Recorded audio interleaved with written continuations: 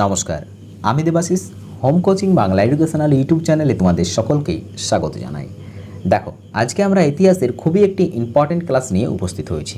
ইতিহাস, ভারতের ইতিহাসকে মূলত তিনটে পার্টে ভাগ করা হয়। তিনটে পার্ট কী কী? তিনটে পার্ট হচ্ছে, প্রথম পার্ট হচ্ছে প্রাচীন যুগের ইতিহাস, যেটাকে বলা হয় এশিয়ান হিস্ট্রি। আরেকটা হচ্ছে মধ্যযুগের ইতিহাস, যেটাকে বলা হয় মিডওয়েল হিস্ট্রি। আরেকটা হচ্ছে আধুনিক যুগের ইতিহাস, যেটাকে বলা হয় মডার্ন হিস্ট্রি। মূলত এই তিনটে পার্টে ভারতের ইতিহাসকে ডিভাইডেড করা হয়। ক্লিয়ার? তো আজকে আমরা প্রথম পার্ট, প্রাচীন যুগের যে ইতিহাস রয়েছে সেই ইতিহাস সম্পর্কে আলোচনা করব। দেখো, ভারতের প্রাচীন যুগের ইতিহাসের যে টাইম পিরিয়ডটা সেটা ধরা হয় খ্রিস্টপূর্ব 5000 খ্রিস্টপূর্বাব্দ থেকে 712 খ্রিস্টাব্দ পর্যন্ত। ওকে, কিন্তু কোশ্চেন জিজ্ঞেস করে 2500 খ্রিস্টপূর্বাব্দ থেকে 712 খ্রিস্টাব্দ পর্যন্ত। ওকে, তো দেখো, একটা ভিডিওতে সম্পূর্ণ প্রাচীন ভারতের রিভিশন করা কখনোই সম্ভব নয়, একটা ক্লাসে কেন একদিনেও সম্ভব হবে না। ওকে, তবু সেই অসম্ভবকে আমরা সম্ভব করব কিভাবে? আজকে আমরা প্রাচীন ভারতের এশিয়ান হিস্ট্রির জাস্ট কি পয়েন্টগুলো আলোচনা করব। টু দি পয়েন্টে আমরা এশিয়ান হিস্ট্রিকে রিভিশন করব। ক্লিয়ার? অর্থাৎ যে পয়েন্টগুলো থেকে পরীক্ষায় কোশ্চেন সেট করা হয় সেই পয়েন্টগুলো আমরা আলোচনা করব। ওকে, তো আজকের এই ক্লাসটি তোমাদের সকল চাকরি পরীক্ষার্থীদের জন্য ইম্পর্টেন্ট। ওকে, যারা এখনও পর্যন্ত ইতিহাসে কিছুই জানো না, যারা ইতিহাসে জিরো রয়েছে, তারাও ইতিহাসে এই ক্লাসটি করার পর অনেক কিছু জেনে যাবে। আর যারা ইতিহাসে অলরেডি হিরো রয়েছে, তারা এই ক্লাসটি করার পর ইতিহাসে তাদের রিভিশন হওয়ার পর আরও ইতিহাস শক্ত হয়ে উঠবে। ওকে, সো যদি তুমি ইতিহাস পড়তে বোরিং ফিল করো, কথা দিচ্ছি ভিডিওটি দেখে নাও, ইতিহাসের পর তোমার ইন্টারেস্টিং ফিল হবে। ওকে, তো চলো ক্লাস শুরু করা যাক। চলো এরপর তাহলে আমাদের মূল প্রসঙ্গে আসা যাক। দেখো, আমাদের মূল প্রসঙ্গ কি? আমাদের মূল প্রসঙ্গ হচ্ছে প্রাচীন ভারতের ইতিহাস, অর্থাৎ এশিয়ান হিস্ট্রি। তো কথা হচ্ছে, প্রাচীন ভারতের ইতিহাসের শুরুর কোনো নির্দিষ্ট টাইম নেই, এর আগে অনেক পিরিয়ড রয়েছে। কবে থেকে ঠিক শুরু হচ্ছে এ নিয়ে নানান মত রয়েছে। তো আমরা সেখানে যাব না, কারণ সেখানে কোনো পরীক্ষায় প্রশ্নও জিজ্ঞেস করে না। প্রশ্ন কোনখান থেকে শুরু হয়? দেখো, প্রাচীন ইতিহাসের প্রশ্ন শুরু হয় তোমাদের সিন্ধু সভ্যতা থেকে, যেটাকে ইংরেজিতে বলা হয় ইন্ডাস ভ্যালি সিভিলাইজেশন। এখান থেকেই পরীক্ষায় কোশ্চেন শুরু হয়। ওকে, তো এবার কথা হচ্ছে সিন্ধু সভ্যতা তাহলে কি? সিন্ধু সভ্যতার সম্পর্কে এবার আমরা একটু বেসিক ধারণা নিয়ে নিই। ঠিক আছে, চলো ম্যাপ ওপেন করা যাক।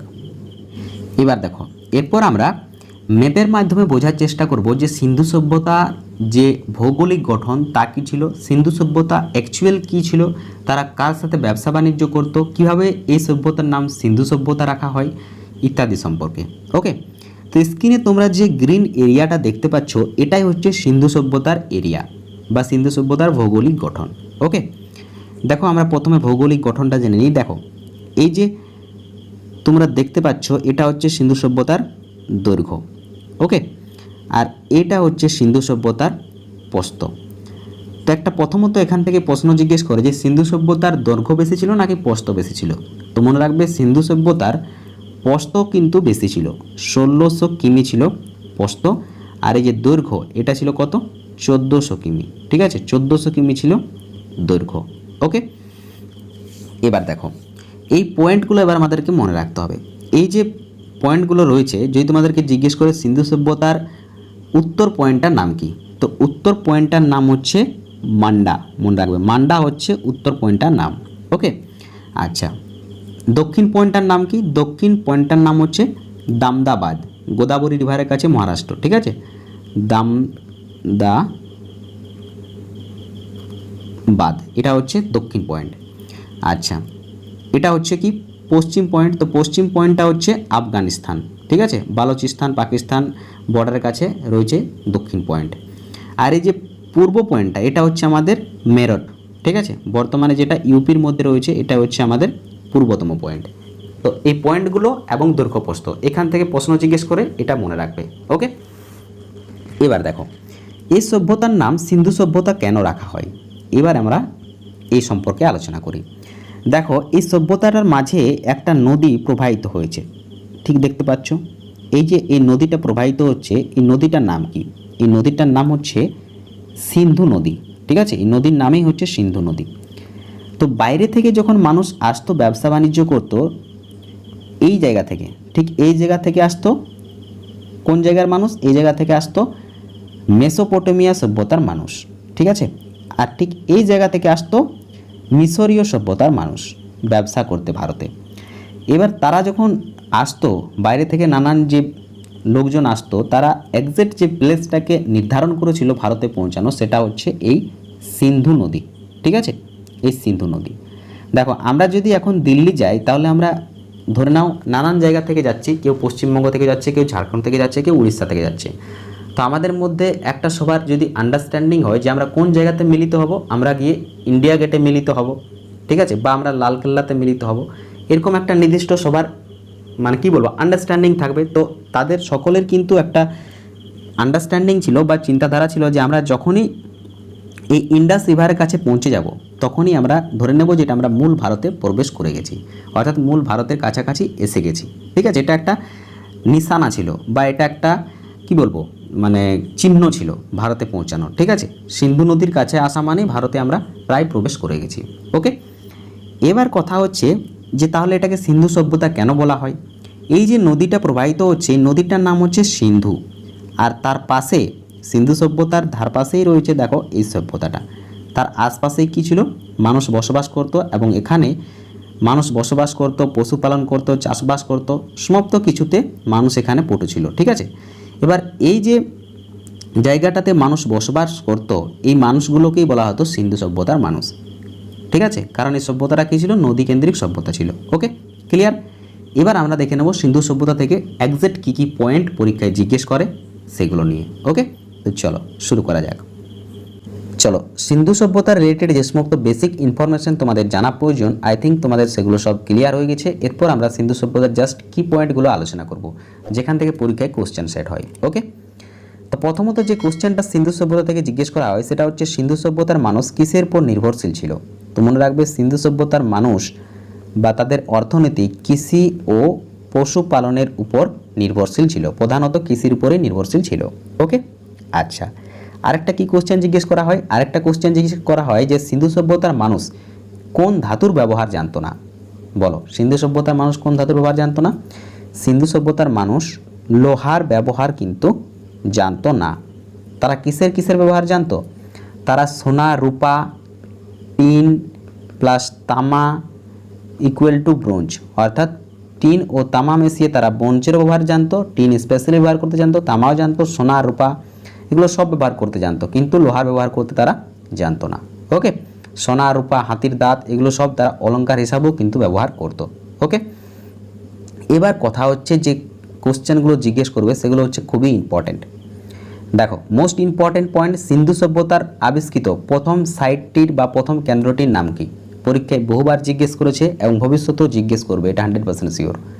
তো বলো, সিন্ধু সভ্যতার আবিষ্কৃত প্রথম সাইটটির নাম কি। প্রথম সাইটটির নাম হচ্ছে তোমাদের কি বলো, হরপ্পা হচ্ছে প্রথম আবিষ্কৃত সাইটটির নাম।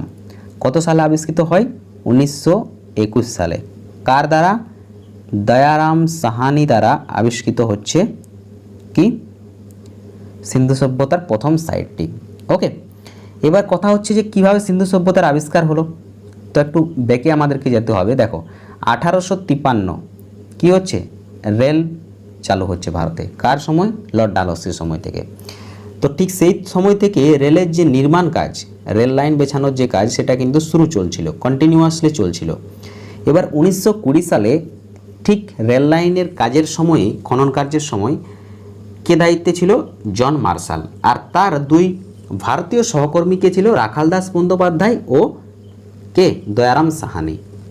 তো হরপ্পার খনন কার্য প্রথম কে করেছিলেন, দয়ারাম সাহানি।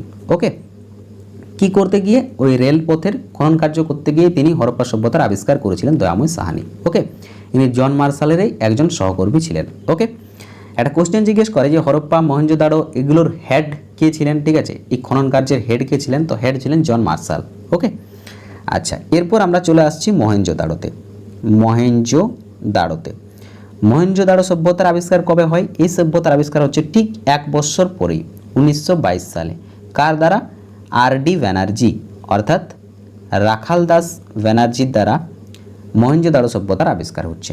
ওকে, এই দুটো সভ্যতারই আবিষ্কার ডেট এবং আবিষ্কারকের নাম জিজ্ঞেস করা হয়, বাকি সাইটগুলোর আবিষ্কার ডেট বা আবিষ্কারকের নাম জিজ্ঞেস করা মূলত হয় না। ওকে, তো আমরা এই দুটো পয়েন্ট মনে রাখবো। চলো, এরপর যেটা জিজ্ঞেস করা হয় সেটা কি দেখে নাও। হরপ্পা থেকে ইম্পর্টেন্ট কী কী কোশ্চেন জিজ্ঞেস করা হয় হরপ্পা সাইট থেকে। হরপ্পা সাইট থেকে কোশ্চেন জিজ্ঞেস করা হয় যে কফিনের সাহায্যে সমাধি ক্ষেত্রের কবরস্থান যে কবর দেওয়া হতো সেটার উল্লেখ কোথায় পাওয়া গেছে? হরপ্পাতে পাওয়া গেছে। ওকে, আচ্ছা, মেসোপটেমিয়ার সঙ্গে যে সরাসরি আদান প্রদান ছিল সেই সম্পর্কে উল্লেখ পাওয়া গেছে হরপ্পাতে, আর তেমন কিছু হরপ্পাতে পাওয়া যায়নি। ওকে, তো হরপ্পা থেকে একটাই কোশ্চেন জিজ্ঞেস করবে যে সিন্ধু সভ্যতার প্রাচীনতম সাইট হরপ্পা, আবিষ্কারক কত সাল, কার দ্বারা, ব্যাস। ওকে, এবার আমরা চলে আসছি মহেঞ্জোদাড়ো।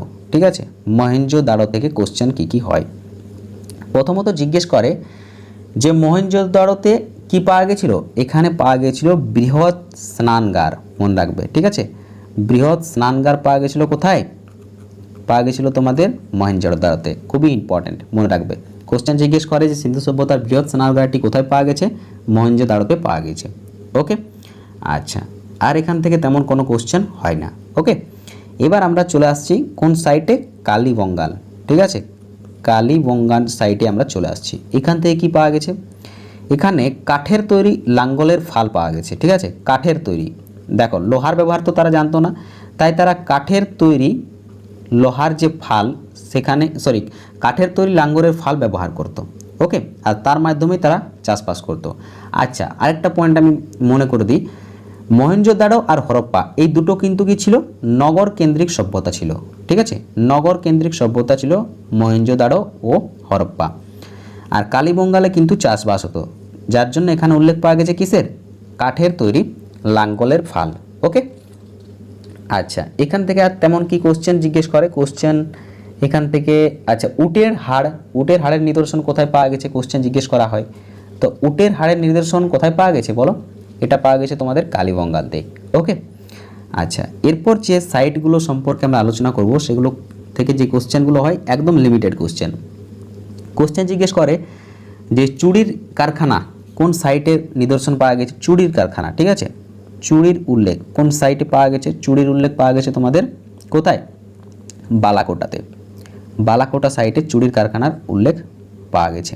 ওকে, আচ্ছা, এরপর যে কোশ্চেনটা জিজ্ঞেস করা হয় সেটা হচ্ছে, মনে রাখবে, ধোলাভিরা সাইট এর স্থানটা জিজ্ঞেস করা হয়। ঠিক আছে, ধোলাভিরা সাইট কোথায় অবস্থিত এটা জিজ্ঞেস করা হয়। তো মনে রাখবে কোথায় অবস্থিত? গুজরাটে অবস্থিত হচ্ছে ধোলাভিরা সাইট। ওকে, আচ্ছা, এরপর দেখো আর কি কোশ্চেন জিজ্ঞেস করে। কোশ্চেন জিজ্ঞেস করে লোথাল থেকে।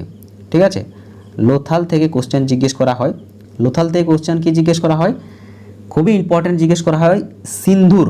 ঠিক আছে, সিন্ধুর ম্যানচেস্টার, মনে রাখবে। সিন্ধুর ম্যানচেস্টার কাকে বলা হয়?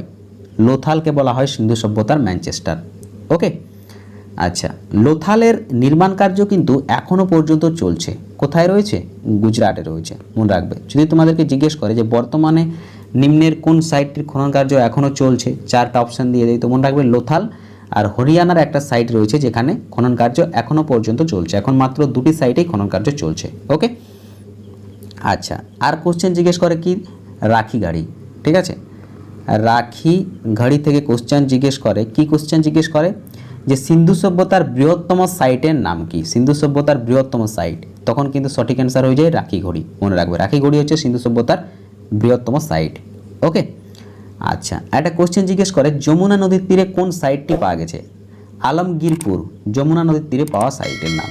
ওকে, আচ্ছা, সাইট থেকে মূলত এই কোশ্চেনগুলো জিজ্ঞেস করে। আর একটা ইম্পর্টেন্ট মনে রাখবে, যদি তোমাদেরকে জিজ্ঞেস করে আফটার ইন্ডিপেন্ডেন্ট অর্থাৎ 1947-এর পর প্রথম সিন্ধু সভ্যতার কোন সাইটটির খনন কার্য করা হয়েছিল, তো সঠিক অ্যান্সার কী হবে? তখন কিন্তু সঠিক অ্যান্সার হয়ে যাবে, মনে রাখবে, রোপারের খনন কার্য করা হয়েছিল। আর এই রোপারতে কি পাওয়া গেছে বলো তো? কুকুরের উল্লেখ পাওয়া গেছে। মানুষের সমাধির সাথে কুকুরের উল্লেখ পাওয়া গেছে। ঠিক আছে, আর কুকুরকেই মানুষের প্রথম কি হিসাবে ধরা হতো? প্রথম পালিত পশু হিসাবে ধরা হতো এই রোপারে পাওয়া কুকুরকে, যখন থেকে রোপারে মানুষের সমাধির সাথে কুকুরকে পাওয়া গেছে। ওকে, এবার চলো পরবর্তী কোশ্চেন দেখে নেওয়া যাক। দেখো, আর কি কোশ্চেন জিজ্ঞেস করে, কোশ্চেন তোমাদেরকে জিজ্ঞেস করতে পারে যে সিন্ধু সভ্যতার সঙ্গে অন্যান্য কোন কোন সভ্যতার সম্পর্ক ছিল। মনে রাখবে সিন্ধু সভ্যতার সাথে আর অন্যান্য যে সভ্যতাগুলো ছিল সেটা হচ্ছে মেসোপটেমিয়া সভ্যতা, মিশর সভ্যতা, ওমান সভ্যতা, তুর্কেনিয়াম, বাহারিন, এই সভ্যতাগুলোর সম্পর্ক ছিল। ওকে, চলো। আচ্ছা, এবার কি জিজ্ঞেস করা হয় সিন্ধু সভ্যতা থেকে? সিন্ধু সভ্যতা থেকে জিজ্ঞেস করা হয় সিন্ধু সভ্যতার মুখ্য দেবতা কী ছিল। তো মনে রাখবে সিন্ধু সভ্যতার মুখ্য দেবতা কী ছিলেন? পশুপতি, পশুপতি মহাদেব, পশুপতি ভগবান মহাদেব ছিলেন সিন্ধু সভ্যতার মুখ্য দেবতা। ঠিক আছে, বিভিন্ন শিলে তার যে ধ্যানরত ছবি, সেই ধ্যানরত ছবির তার যে চারপাশে চারিদিকে কী কী ছিল? চারিদিকে একটি করে হাতি থাকতো, বাঘ থাকতো, গন্ডার থাকতো, মহিষ থাকতো। আবার বলি, হাতি, বাঘ, গন্ডার, মহিষ চারিদিকে থাকতো। আর পায়ের সামনে কি থাকতো? পায়ের সামনে থাকতো দুটি হরিণ, মনে রাখবে। ওকে, আচ্ছা, এবার দেখো আর কি কোশ্চেন জিজ্ঞেস করে। কোশ্চেন জিজ্ঞেস করে সিন্ধু সভ্যতার লিপি। ঠিক আছে, সিন্ধু সভ্যতার লিপি। সিন্ধু সভ্যতার লিপি কিন্তু এখনও পাঠ্যধার করা সম্ভব হয়নি, মনে রাখবে। কিন্তু কোশ্চেন যেটা জিজ্ঞেস করে যে সিন্ধু সভ্যতার লিপি কোন দিক থেকে কোন দিকে লেখা হতো। ঠিক আছে, তো মনে রাখবে সিন্ধু সভ্যতার যে লিপি সেটা কি কোন দিক থেকে লেখা হতো? ডান দিক থেকে লেখা হতো, এক লাইন।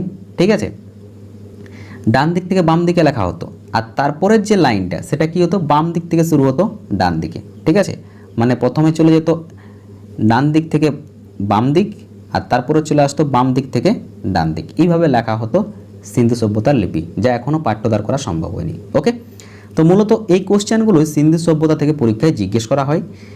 এবার সিন্ধু সভ্যতার পতন হয়ে যায় ধীরে ধীরে সময়ের সাথে। এবার অনেকের অনেক মত রয়েছে সিন্ধু সভ্যতার পতনের নিয়ে। কেউ বলে আর্যদের আক্রমণে, কেউ বলে যে প্রাকৃতিক দুর্যোগের কারণে, কেউ বলে যে সিন্ধু সভ্যতাতে বন্যা হওয়ার, মানে সিন্ধু নদীতে বন্যা হওয়ার কারণে। অনেক কারণ রয়েছে, তো সেটা আমাদের পরীক্ষার বিষয় নয় বা সেখান থেকে কোশ্চেন জিজ্ঞেসও করে না মূলত। তো আমরা এবার যেখান থেকে কোশ্চেন পাবো সেটা হচ্ছে আমাদের আর্য বা বৈদিক যুগ। ঠিক আছে, আর্যদের আক্রমণ সম্পর্কে কোশ্চেন জিজ্ঞেস করে। ওকে, তো আমরা চলে আসছি এবার আর্য আর বৈদিক যুগ। দেখো, আর্য আর বৈদিক যে সময়টা, বৈদিক যুগের যে সময়টা সেটা হচ্ছে 1500 খ্রিস্টপূর্বাব্দ থেকে 500 খ্রিস্টপূর্বাব্দ পর্যন্ত। ওকে, দেখো আর্যরা ভারতের মাটিতে পদার্পণ করে কবে? কোশ্চেন জিজ্ঞেস করে, তো মনে রাখবে 1500 খ্রিস্টপূর্বাব্দে পদার্পণ করে। ওকে, আচ্ছা, আর্যরা কোথা থেকে এসেছিল? একটা কোশ্চেন জিজ্ঞেস করে আর্যরা কোথা থেকে এসেছিল। তো মনে রাখবে আর্যরা এসেছিল কোথা থেকে? মধ্য এশিয়া থেকে। মধ্য এশিয়া থেকে, এক্সাক্ট প্লেসটা হচ্ছে মধ্য এশিয়ার কাস্পিয়ান সাগরের তীরবর্তী অঞ্চলে আর্যরা বসবাস করতো, সেখান থেকেই তারা ভারতে এসেছিল। ওকে, আচ্ছা, আর কি কোশ্চেন জিজ্ঞেস করে? কোশ্চেন জিজ্ঞেস করে যে আর্য শব্দের অর্থ কী। তো মনে রাখবে আর্য শব্দের যে অর্থ তা হচ্ছে সৎ বংশজাত। এটা হচ্ছে আর্য শব্দের অর্থ। ঠিক আছে, ম্যান অফ হাই বার্থ। আচ্ছা, একটা উক্তি মনে রাখবে ম্যাক্স মুলার দ্বারা উক্তিটা দেওয়া হয়েছিল। ঠিক আছে, ম্যাক্স মুলার দ্বারা উক্তিটা দেওয়া হয়েছিল। উক্তিটি হচ্ছে আর্য কোনো জাতি নয়, এটি একটি ভাষাগোষ্ঠী। এই উক্তিটি কে দিয়েছিলেন? ম্যাক্স মুলার। পরীক্ষায় জিজ্ঞেস করে। ওকে, আচ্ছা, এবার কথা হচ্ছে যে আর্যরা কোথায় বসবাস করেছিলেন। ঠিক আছে, আর্যরা ভারতে এসে কোথায় বসবাস করেছিলেন? আর্যরা ভারতে এসে বসবাস করেছিলেন কোথায়? সপ্ত সিন্ধু অঞ্চলে। ঠিক আছে, সপ্ত সিন্ধু অঞ্চলে। সপ্ত সিন্ধু অঞ্চল আবার কি? সপ্ত সিন্ধু অঞ্চল রূপে 7টি নদীকে নির্দেশন করা হয়েছে। ঠিক আছে, সেই 7টি নদীর মধ্যে সিন্ধুরেই 5টা উপনদী। কি কি? শতদ্রু, বিপাশা, ইরাবতী, চন্দ্রভাগা, বিতস্তা। বা বর্তমানে যে পাঞ্জাব রয়েছে, ঠিক আছে, ভারতের বর্তমানে যে পাঞ্জাব রয়েছে মানচিত্রে, সেই পাঞ্জাবের কাছাকাছি প্লেসটাকেই ধরা হয় যে এখানেই তারা, অর্থাৎ আর্যরা প্রথমে বসবাস করেছিল। ওকে, চলো এরপর আমরা কোশ্চেন শুরু করি। ঠিক আছে, দেখো আর্য থেকে কি কি কোশ্চেন হয় সেই কোশ্চেনগুলো এবার আমাদেরকে জানতে হবে। কোশ্চেন তোমাদেরকে জিজ্ঞেস করে যে, এক মিনিট দেখো, তার আগে তোমাদেরকে বলে রাখি আদি বৈদিক যুগ কি আর পরবর্তী বৈদিক যুগ কি। বৈদিক যুগের দুটো পার্ট। ঠিক আছে, এক মিনিট। বৈদিক যুগের দুটো পার্ট, এটা হচ্ছে আদি বৈদিক যুগ আর একটা হচ্ছে কি পরবর্তী বৈদিক যুগ। ওকে, তো আদি বৈদিক যুগের যে সময়টা সেটা হচ্ছে 1500 থেকে 1000 খ্রিস্টপূর্বাব্দ, আর পরবর্তী বৈদিক যুগের যে সময়টা সেটা হচ্ছে 1000 থেকে 500 খ্রিস্টপূর্বাব্দ। ওকে, চলো এরপর আমরা প্রশ্নতে আসি। দেখো এখনো পর্যন্ত আমরা আর্য ও বৈদিক যুগের যে সমস্ত কিছু জানলাম তার মধ্যে এবার খুবই ইম্পর্ট্যান্ট কিছু পয়েন্ট রয়েছে যেগুলো পরীক্ষায় জিজ্ঞেস করা হয়, সেটা হচ্ছে বেদ সম্পর্কে, আর্যদের বেদ সম্পর্কে। প্রথমত যে কোশ্চেনটা জিজ্ঞেস করে বেদ কথার অর্থ কী, বেদ কথার অর্থ হচ্ছে তোমাদের জ্ঞান। ওকে, এবার যে নেক্সট কোশ্চেনটা হয় সেই কোশ্চেনটা হচ্ছে বেদের ভাগ কয়টি রয়েছে। বেদের ভাগ হচ্ছে 4টি। তার মধ্যে সবথেকে পুরাতন বেদ কি? সবথেকে পুরাতন বেদ হচ্ছে তোমাদের ঋগ্বেদ, এটা হচ্ছে সবথেকে পুরাতন বেদ। ওকে, আচ্ছা, তারপরে আমরা চলে আসছি কি, তারপরে চলে আসছি আমরা সামবেদে, সামবেদ। তারপরে চলে আসছি কি যজুর্বেদে। ওকে, তারপর চলে আসছি কি সর্বশেষ অর্থবেদ। ঠিক আছে, অর্থবেদ। এবার এখান থেকে কোশ্চেন জিজ্ঞেস করা হয় যে কোন বেদে কিসের উল্লেখ রয়েছে। ঠিক আছে, এই পয়েন্টগুলো মনে রাখবে। দেখো ঋগ্বেদ হচ্ছে সবথেকে প্রাচীন গ্রন্থ, শুধু ভারতের নয় পৃথিবীর সবথেকে প্রাচীন গ্রন্থ পৃথিবীর হচ্ছে ঋগ্বেদ, মনে রাখবে, একটা কোশ্চেন জিজ্ঞেস করে। ওকে, আচ্ছা, এবার দেখো ঋগ্বেদে কিসের উল্লেখ রয়েছে। ঋগ্বেদে গায়ত্রী মন্ত্রের উল্লেখ রয়েছে। সূর্যদেবকে আরাধনা করার যে মন্ত্র সেটাই হচ্ছে গায়ত্রী মন্ত্র, সেই মন্ত্রের উল্লেখ রয়েছে ঋগ্বেদে। ওকে, এবার দেখো আরেকটা পয়েন্ট মনে রাখবে, তা হচ্ছে যে সরস্বতী নদী রয়েছে, সেই সরস্বতী নদীকে দেবী রূপে মান্যতা দেওয়া হয়েছে কোন বেদে। তখনও কিন্তু সঠিক অ্যান্সার হয়ে যাবে তোমাদের কি বলো তো, ঋগ্বেদ। ক্লিয়ার? এবার আসছি আমরা সামবেদ।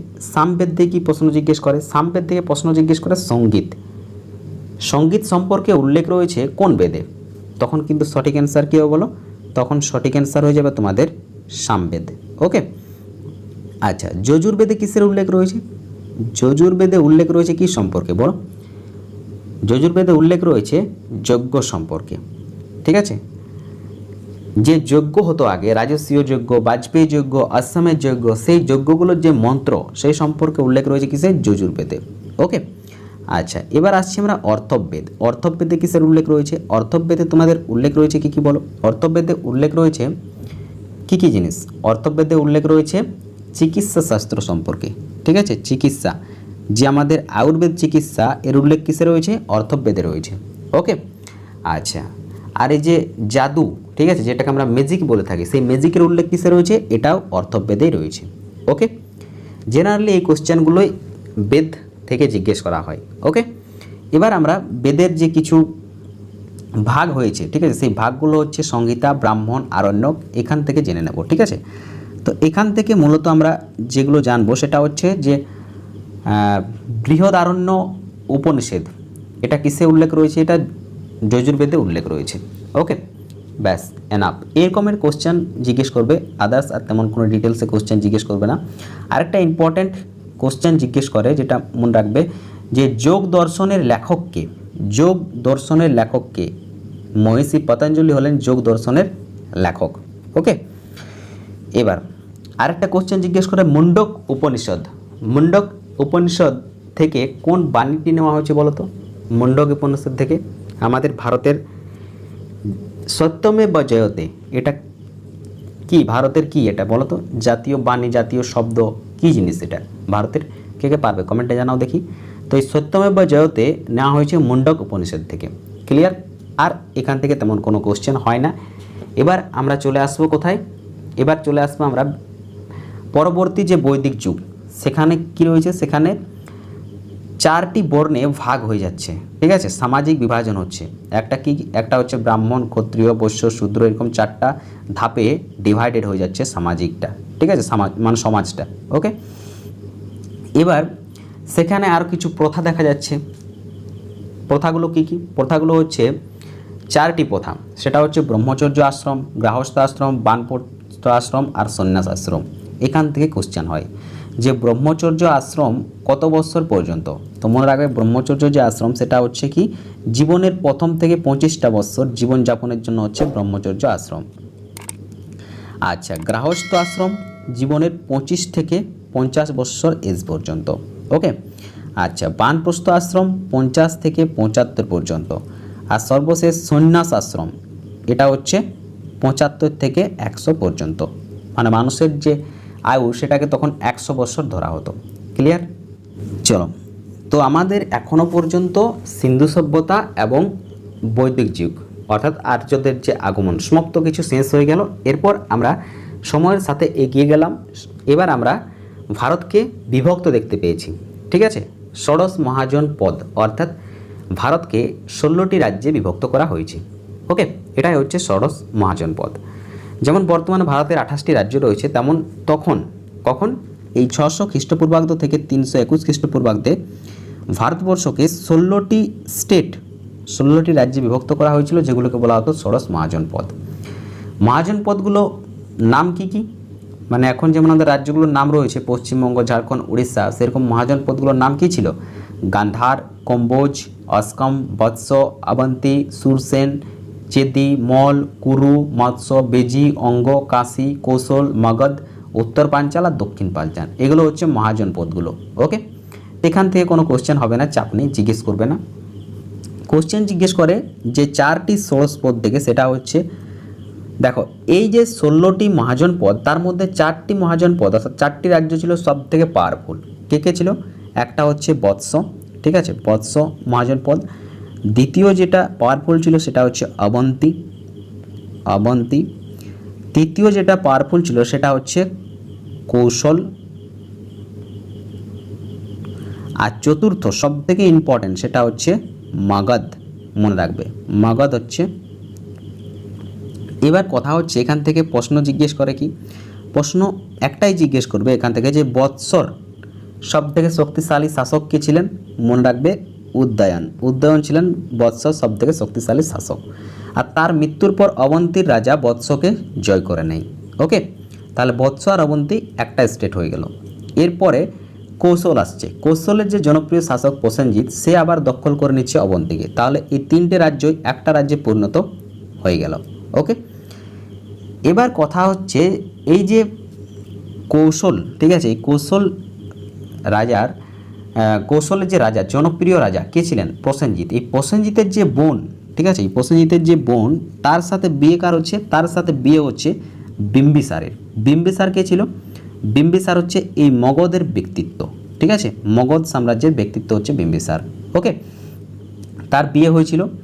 এবার যৌতুক হিসাবে প্রসেনজিৎ যৌতুক হিসাবে কাশী রাজ্য মগধকে দিয়ে দিয়েছিল। কাশী যে রাজ্যটা ছিল সেটা মগধকে দিয়ে দিয়েছিল। কিন্তু প্রসেনজিতের মৃত্যুর পর মগধের কিন্তু আর তেমন অস্তিত্ব দেখা যায়, প্রসেনজিতের মৃত্যুর পর কৌশল রাজ্যের কিন্তু আর তেমন অস্তিত্ব দেখতে পাওয়া যায় না, ঠিক আছে। তারপরে একটাই রাজ্য পরিণত হচ্ছে, সেটা হচ্ছে মগধ। পুরো ভারতবর্ষ একটা রাজ্যে পরিণত হয়ে গেল, সেটা হচ্ছে মগধ। ওকে, এবার দেখো এখান থেকে কি কোশ্চেন হবে সেটা আবার দেখে নাও। দেখো মগধ রাজ্যটা কেন সব থেকে শক্তিশালী রাজ্যে পরিণত হয়ে গেল গোটা ভারতবর্ষের মধ্যে? তার কিছুগুলো কারণ রয়েছে, সেই কারণগুলো মনে রাখবে। মগধের যে ভৌগোলিক অবস্থান সেটা খুবই অনুকূল ছিল। তার চারিদিকে গঙ্গা, সোন, চম্পা নদীতে ঘেরা ছিল, নিরাপদ নদীর দিক থেকে, ঠিক আছে। মগধ অর্থাৎ এই প্লেসটা, ঠিক আছে, এক্সাক্ট ভারতের ম্যাপটা যদি এইভাবে হয়, ঠিক আছে, তো এই জায়গাটা হচ্ছে মগধ তোমাদের, ঠিক আছে। দেখো আমি তো এখানে টেপ নিয়ে তোমাদেরকে ক্লাস করাচ্ছি না, যার জন্য হয়তো একটু লেখা তো উল্টো পাল্টা হচ্ছে, মানে ঠিকঠাক এটা আমি জাস্ট আঙুলের মধ্যে স্কেচ করে তোমাদেরকে বোঝাচ্ছি, ঠিক আছে। আর মোবাইল স্ক্রিনে করতে হচ্ছে, সো একটু অ্যাডজাস্ট করবে প্লিজ। লেকচারটা শোনো, লেকচারটাই তোমাদের কাজে এসে যাবে। ওকে, তো এইটা হচ্ছে মগধ। এই মগধ যে এক্সাক্ট প্লেসটা বর্তমানে এটাই হচ্ছে কি তোমাদের বলতো, এই যে পাটনা রয়েছে, ঠিক আছে, পাটনা জায়গাটা বর্তমানে ধরতে পারো। ওকে, তো মগধের যে প্রথম রাজধানী সেটা কোথায় ছিল? এখান থেকে কোশ্চেন হয়। মগধের প্রথম যে রাজধানী সেটা কোথায় ছিল? রাজগৃহ। মনে রাখবে, রাজগৃহ হচ্ছে মগধের প্রথম রাজধানী। এটা কিন্তু খুবই একটা ইম্পর্টেন্ট এবং রিপিটেড কোশ্চেন, যার বর্তমান নাম হচ্ছে রাজগীর। ওকে, এবার আমরা চলে আসছি এখান থেকে সাম্রাজ্য বিস্তারে। তো এই যে মগধ রাজ্য, এখানে সর্বপ্রথম কোন রাজবংশ রাজত্ব করেছিল? একটা কোশ্চেন জিজ্ঞেস করে কোন রাজবংশ রাজত্ব করেছিল, তো মনে রাখবে হর্ষঙ্ক বংশ, ঠিক আছে। হর্ষঙ্ক বংশ প্রথম রাজত্ব করেছিল। আর হর্ষঙ্ক বংশের প্রতিষ্ঠাতা কে ছিলেন? হর্ষঙ্ক বংশের প্রতিষ্ঠাতা ছিলেন কে? বিম্বিসার ছিলেন হর্ষঙ্ক বংশের প্রতিষ্ঠাতা। ওকে, এবার একটা কোশ্চেন হয় এখান থেকে যে বিম্বিসার কার সমসাময়িক ছিলেন? তো মনে রাখবে বিম্বিসার মহাবীর, ঠিক আছে, মহাবীর ও গৌতম বুদ্ধ জৈন ধর্মের প্রবর্তক আর বৌদ্ধ ধর্মের প্রবর্তক, এনাদের সমসাময়িক ছিলেন বিম্বিসার। ঠিক একটু পরেই এই সাম্রাজ্যগুলো শেষ হয়ে যাক, তারপর আমি এই মহাবীর এবং গৌতম বুদ্ধ এদের নিয়ে আলোচনা শুরু করব। ওকে, তো এরপর এখান থেকে আর কোশ্চেন তেমন কোনো জিজ্ঞেস করার মতো নেই, ঠিক আছে, আর কোনো কোশ্চেনও জিজ্ঞেস করে না, শুধু এটাই মনে রাখবে যে মগধে কোন রাজবংশ সর্বপ্রথম রাজত্ব করেছিল? হর্ষঙ্ক। হর্ষঙ্ক বংশের প্রতিষ্ঠাতাকে বিম্বিসার, ঠিক আছে।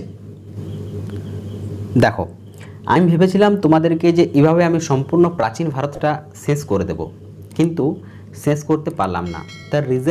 তার রিজন হচ্ছে একটাই, যে আমি তোমাদের ফিডব্যাক পেতে চাই, ঠিক আছে। তোমরা আমাকে কমেন্ট বক্সে জানাবে যে তোমাদের ক্লাসটা কতটা উপকার এসেছে, এই ধরনের ক্লাস তোমরা আরও চাও কি চাও না। তোমাদের ফিডব্যাকটা আমার কাছে ইম্পর্টেন্ট। ওকে, দেখো, এই ক্লাসগুলো খুবই ইন্টারেস্টিং হয় যদি ক্লাসটাকে বোর্ডে করানো হয়।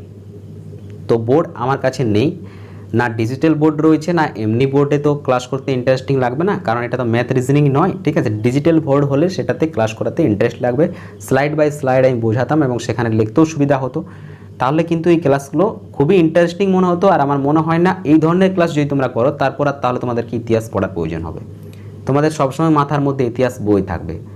তো এই জন্যই ভেবেছিলাম যে এই ধরনের ক্লাস এখনও পর্যন্ত কেউ করায়নি, তো চেষ্টা করি আমি ক্লাসটা করানোর। বাট ঠিক কতটা তোমাদের উপকারে আসছে না, এ ব্যাপারে আমার ফিডব্যাকটা জানার রয়েছে। যদি তোমরা ভালো রেসপন্স দাও, তোমরা যদি সকলেই বলো যে হ্যাঁ ক্লাস ঠিকঠাক রয়েছে, আমাদের পছন্দ হয়েছে, তো ডেফিনেটলি আমি নেক্সট সেশনে পুরোটা কমপ্লিট করে দেবো এবং এইভাবে আমি Asian history, medieval history, modern history সম্পূর্ণ কমপ্লিট করে দেবো, চাপ নেই। কিন্তু তোমাদের সহযোগিতা প্রয়োজন, যদি তোমরা সাপোর্ট করো, যদি তোমরা ভালোবাসো, তোমরা যদি ভালো লাগে, তোমাদের ফিডব্যাক দাও, তাহলেই ক্লাস হবে, নতুবা কিন্তু ক্লাস হবে না। নতুবা যেমন চলছে অ্যাজ ইউজুয়াল এমসিকিউ ভিত্তিক ক্লাস হবে, চাপ নেই, ওটাতে চলছেই। এই ধরনের ক্লাস করাতে গেলে তোমাদের সাহায্যের প্রয়োজন রয়েছে, তোমাদের ফিডব্যাকের প্রয়োজন রয়েছে। যদি তোমরা তোমাদের বন্ধুবান্ধবদের কাছে সকলকে শেয়ার করে জানিয়ে দাও যে এই ধরনের ক্লাস চলছে, সকলের ক্লাস ভালো লাগে, তো ডেফিনেটলি ক্লাস হবে। সো তোমাদের ফিডব্যাকটা আমার কাছে মোস্ট ইম্পর্টেন্ট। ওকে, তো ফিডব্যাকটা জানাবে ক্লাস কতটা ইম্পর্টেন্ট লেগেছে, তোমাদের কতটা ভালো লেগেছে না লেগেছে এ সম্পর্কে। ওকে, তো যাই হোক, আজকের ক্লাস আমি এখানেই শেষ করছি। যদি ভালো লাগে তো ভিডিওটিতে লাইক করবে, যদি কোনো ফিডব্যাক থাকে, যদি কোনো ফিডব্যাক নয়, ফিডব্যাকটা মাস্ট বস, ফিডব্যাক কমেন্টে জানাবে, ঠিক আছে। তোমাদের প্রত্যেকের ফিডব্যাক আমার কাছে কিন্তু এই ভিডিওটির জন্য মোস্ট ইম্পর্টেন্ট, সো ফিডব্যাক দেবে। ওকে, তো যাই হোক, দেখা হচ্ছে পরের ভিডিওতে। তখন ভালো থেকো, সুস্থ থেকো, নিজের খেয়াল রাখো, সর্বদা মোটিভেট থেকো, সফলতা একদিন আসবে। জয় হিন্দ, বন্দে মাতরম।